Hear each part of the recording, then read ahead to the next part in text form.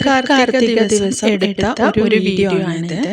വീടുകളും പരിസരവും വൃത്തിയാക്കി തൃക്കാർത്തിക ദിവസം വൈകുന്നേരം കാർത്തിക ദീപം തെളിയിക്കുന്നു അല്ലേ.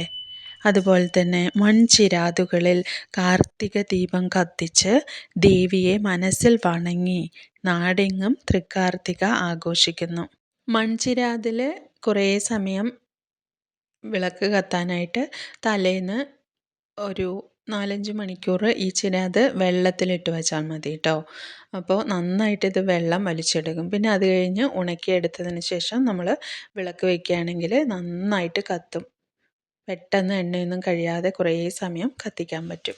വൃശ്ചിക മാസത്തിലെ തൃക്കാർത്തിക ദേവിയുടെ ജന്മനക്ഷത്രമായതിനാലാണ് ഈ ദിവസം നമ്മൾ തൃക്കാർത്തിക മഹോത്സവമായി ആചരിക്കുന്നത് അല്ലേ. സന്ധ്യാസമയങ്ങളിൽ ക്ഷേത്രങ്ങളിലും വീടുകളിലും നമ്മളെല്ലാവരും വിളക്കുകളെല്ലാം തെളിയിക്കുന്നു. അതുപോലെ മൺചിരാതുകളിൽ വിളക്കുകൾ തെളിയുമ്പോൾ നമ്മുടെ മനസ്സിലെയും നമ്മുടെ വീട്ടിലെയും സകല ദോഷങ്ങളും മാറ്റി തിന്മകളും അതുപോലെ ദേവി ഇല്ലാതാക്കും എന്നാണ് ഒരു വിശ്വാസം. എൻ്റെ ബാല്യകാലത്തിലേക്ക് ഒരു ഓർമ്മയുണ്ടായിരുന്നു. വാഴപ്പോള കൊണ്ടുവന്ന് അത് ചെറിയ ചെറിയ കഷ്ണങ്ങളാക്കി അച്ഛൻ മുറിച്ചു തരും. അമ്മ ഒരു വൃത്തിയുള്ള വെള്ള കോട്ടൺ തുണിയിൽ തിരുനൂലുണ്ടാക്കും. അതായത് നൂൽക്കുക എന്ന് പറയും. ചെറിയ ചെറിയ പീസാക്കിയിട്ട് തിരുനൂലുണ്ടാക്കി പിന്നെ നല്ലെണ്ണയും ഒഴിച്ച് വാഴപ്പോളയിൽ തിരിയും കൂടിയിട്ട് കത്തിച്ച് വയ്ക്കും. അങ്ങനെയായിരുന്നു ഞങ്ങൾ തൃക്കാർത്തിക ആഘോഷിച്ചുകൊണ്ടിരുന്നത്.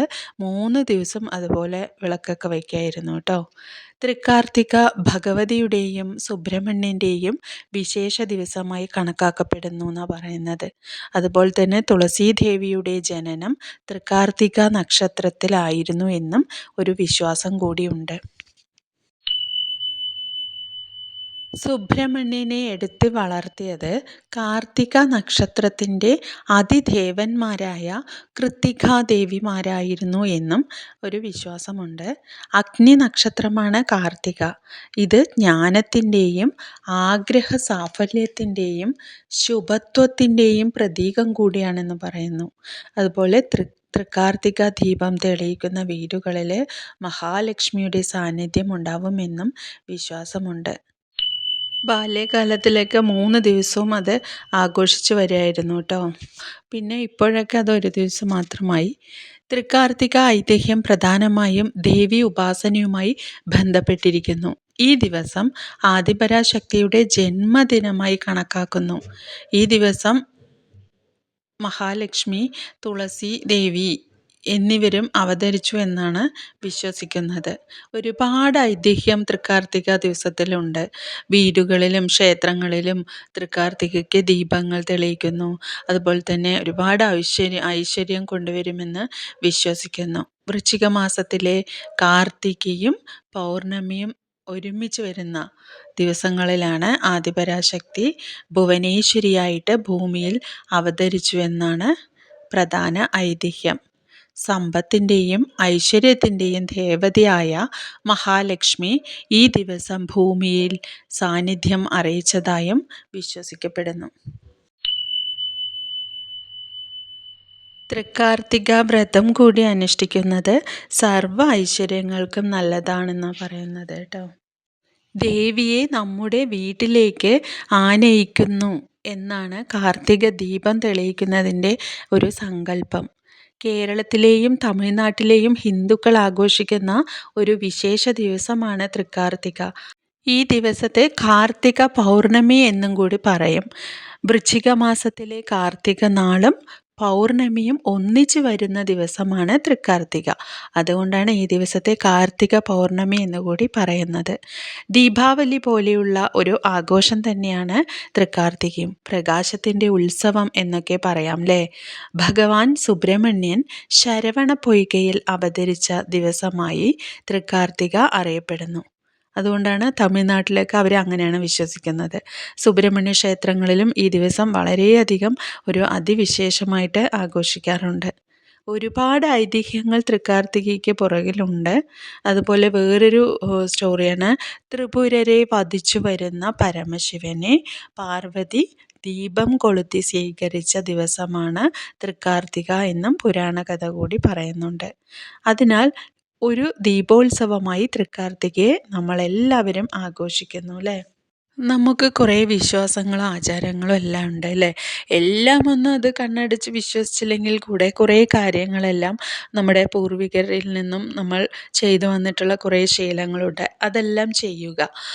അതെല്ലാം നമ്മുടെ മക്കൾ കൂടി അത് കണ്ട് വളർന്നു വരികയാണ്. അവരും കൂടി അത് ഫോളോ ചെയ്ത് വരും. എന്തായാലും വരും തലമുറയ്ക്ക് ഇങ്ങനെയുള്ള നമ്മുടെ പുരാണങ്ങളും ഐതിഹ്യങ്ങളും എല്ലാം അവരും അറിഞ്ഞ് വളരട്ടെന്നേ. അല്ലാതെ ഇതെല്ലാം ചെയ്തിട്ട് ഇപ്പം എന്താ ഇതിലൊക്കെ അർത്ഥം എന്നൊക്കെ പറഞ്ഞിട്ട് ഒരു വിഭാഗം ചിന്തിക്കുന്നവരും ഉണ്ടാകും. അതൊന്നും കാര്യമില്ല. നമ്മളെല്ലാം ദൈവത്തിന് വേണ്ടിയിട്ട് ചെയ്യുന്നതല്ലേ. അതും കുട്ടികൾക്ക് ഇതെല്ലാം കണ്ട് വളരുന്ന കുട്ടികളിലും നല്ലൊരു കാര്യമായിരിക്കും. ഏറെ കാലം ജീവിക്കുക എന്നത് മിക്കവരുടെയും ആഗ്രഹമാണ് അല്ലേ? എന്നാൽ ജീവിക്കുന്നത് അത്രയും നന്നായി ജീവിക്കുക എന്നത് കുറച്ചാളുകളുടെ മാത്രം ആഗ്രഹമാണ്. നന്നായിട്ട് ജീവിക്കാനൊന്നും അത്ര വലിയൊരു ബുദ്ധിമുട്ടൊന്നും ഇല്ലെന്നേ. തൊട്ടപ്പുറത്തേക്ക് നോക്കി ജീവിക്കുമ്പോഴാണ് ബുദ്ധിമുട്ടുകളും പ്രയാസങ്ങളും എല്ലാം തോന്നുന്നത്. നല്ല വസ്ത്രങ്ങൾ ധരിക്കുക, നല്ല ഭക്ഷണങ്ങൾ കഴിക്കുക, അതുപോലെ ആഘോഷങ്ങളിലെല്ലാം പങ്കെടുക്കുക. എല്ലാ ആഘോഷങ്ങളും നമുക്ക് ആഘോഷിക്കാനുള്ളതാണ്. പറ്റാവുന്ന രീതിയിൽ അതെല്ലാം ചെയ്യുക. സന്തോഷത്തിലേക്കുള്ള വഴികൾ തേടി അലയേണ്ട ഒരു കാര്യവുമില്ല. ഇതൊക്കെ തന്നെയാണ് നമുക്ക് സന്തോഷം. അത് നമുക്ക് തന്നെ ഉണ്ടാക്കിയെടുക്കാം. ആദ്യമേ ഒരു കാര്യം ഒഴിവാക്കുക. മറ്റുള്ളവർ എന്ത് വിചാരിക്കും, മറ്റുള്ളവർ എന്ത് പറയും എന്നുള്ള ചിന്ത. ഭൂരിഭാഗം ആളുകളും മറ്റുള്ളവർക്ക് വേണ്ടിയും മറ്റുള്ളവരെ ബോധ്യപ്പെടുത്തിയുമാണ് ജീവിക്കുന്നത്. പിന്നെ വേറൊരു വിഭാഗം മറ്റുള്ളവരുടെ ജീവിതം അങ്ങനെ പൂർണ്ണതയോടെ അനുകരിച്ചുകൊണ്ട് ജീവിക്കുന്നത്. അതിനേക്കാൾ നല്ലത് നമുക്ക് എന്താണോ അതിൽ സന്തോഷിച്ചുകൊണ്ട് ജീവിക്കാം. കാരണം ഇന്ന് ഉണരുന്നത് പോലും ഒരു അനുഗ്രഹമാണ് അല്ലേ? നമ്മുടെ മൂല്യം നമ്മളിലാണ്, അല്ലാതെ ആളുകളുടെ കണ്ണുകളിലല്ല. മറ്റുള്ളവരുടെ സ്തുതിക്കായി കാത്തു നിൽക്കേണ്ടതുമില്ല. നമ്മുടെ ഇഷ്ടങ്ങളും അനിഷ്ടങ്ങളും തുറന്നു പറയുന്നതിന് മറ്റുള്ളവർ അത് നമുക്ക് ചാർത്തിത്തരുന്ന കുറേ പദവികളും പട്ടങ്ങളും ഉണ്ടാവാം. അതെല്ലാം സന്തോഷത്തോടെ സ്വീകരിക്കുക. അഭിമാനത്തോടെ തല ഉയർത്തി നിൽക്കുക. ഇതൊന്നും അത്ര ചെറിയ പദവിയൊന്നും അല്ല കേട്ടോ. വലുതാണ്, വളരെ വളരെ വലുതാണ്. നമ്മുടെ കയ്യിലുള്ളതിന് നന്ദി പറയുന്നത് കൊണ്ട് തന്നെ ജീവിതം സമ്പന്നമാകുന്നു. ഓരോ ദിവസം നമ്മൾ കണ്ണ് തുറക്കുന്നത് തന്നെ ഏറ്റവും വലിയ നമ്മുടെ ഭാഗ്യമാണ്. ഓരോ നിമിഷങ്ങളെയും നമ്മൾ അഭിനന്ദിക്കുക. ഓരോ ദിവസവും ഓരോ നിമിഷവും നമ്മൾ സന്തോഷത്തോടു കൂടി ഇരിക്കുക. ഇതാണ് നമ്മുടെ ദിവസം, ഇതാണ് നമ്മുടെ നിമിഷം. കൃതജ്ഞത നമുക്കുള്ളതിനെ മതിയാക്കി മാറ്റുന്നു. ആര്യലൈസ് വ്ളോഗ്സ് സബ്സ്ക്രൈബ് ചെയ്ത് എന്നെ സപ്പോർട്ട് ചെയ്ത എല്ലാവർക്കും താങ്ക് യു സോ മച്ച്. ഒരുപാട് പുതിയ ഫ്രണ്ട്സ് എല്ലാം ആര്യലൈസ് ഫാമിലിയിലേക്ക് വരുന്നുണ്ട്. നിങ്ങളുടെ സപ്പോർട്ട് ഇനി ആവശ്യമാണ്. ആര്യലൈസ് വ്ളോഗ്സിൽ കുറേ വീഡിയോസ് എല്ലാം ഞാൻ ഇട്ടിട്ടുണ്ട്. ഫ്രീ ആയിരിക്കുമ്പോൾ നിങ്ങളൊന്ന് ഓപ്പൺ ചെയ്ത് നോക്കിക്കോളൂ. എന്തെങ്കിലുമൊക്കെ യൂസ്ഫുൾ ആവുന്ന കാര്യങ്ങളുണ്ടാവും കേട്ടോ.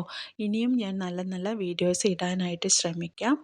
ആര്യലൈസ് വ്ളോഗ്സിൽ ഞാനിടുന്ന വീഡിയോസ് കുക്കിംഗ് വീഡിയോ, അതുപോലെ തന്നെ യോഗ, നമ്മളുടെ നിത്യജീവിതത്തിൽ നമുക്ക് ചെയ്യാൻ പറ്റുന്ന സൂക്ഷ്മ വ്യായാമങ്ങൾ, കുട്ടികൾക്കും മുതിർന്നവർക്കും ചെയ്യാൻ പറ്റുന്നതെല്ലാം വളരെ വിശദമായിട്ട് വീഡിയോസ് അപ്ലോഡ് ചെയ്തിട്ടുണ്ട്. അതുപോലെ എൻ്റെ കുക്കിംഗ് രീതികൾ, ഇതിലൂടെ നാടൻ പാചകമാണ് ഞാൻ അധികവും അപ്ലോഡ് ചെയ്തിട്ടുള്ളത്. അതുപോലെ തന്നെ കുറേ ഡിവോഷണൽ സ്റ്റോറീസ് ഇട്ടിട്ടുണ്ട്. രാമായണം, മഹാഭാരതം, പിന്നെ അയ്യപ്പ സ്റ്റോറീസ്, അങ്ങനെയുള്ള നല്ല നല്ല കഥകൾ ഇട്ടിട്ടുണ്ട്. നിങ്ങൾക്ക് അറിയണമെന്നുണ്ടെങ്കിൽ ആര്യലൈസ് വ്ളോഗ്സ് ഒന്ന് ഓപ്പൺ ചെയ്ത് കണ്ടോളൂ. എല്ലാവരും സുഖമായി ഇരിക്കുന്നു എന്ന് വിശ്വസിക്കുന്നു. ഇനിയും നല്ല നല്ല വീഡിയോസ് ഇടാനായിട്ട് ഞാൻ ശ്രമിക്കാം. Okay, thank you.